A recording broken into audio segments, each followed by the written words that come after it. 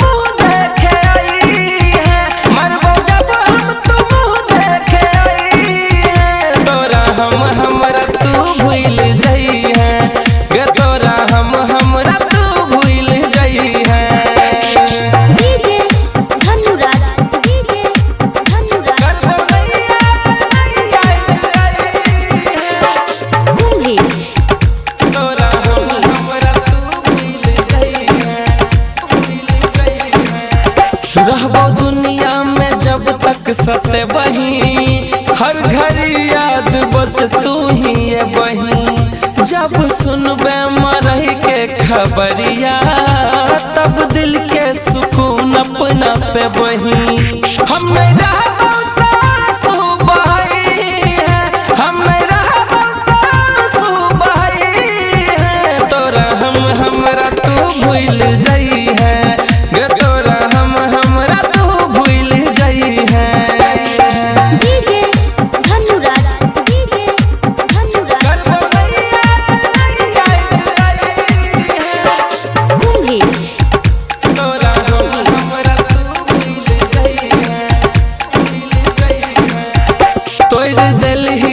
सब हमर भरम कहवल बेला लागौ नहीं शरम। दिल खुश दिलदार राजा माझी पर कैलन तनको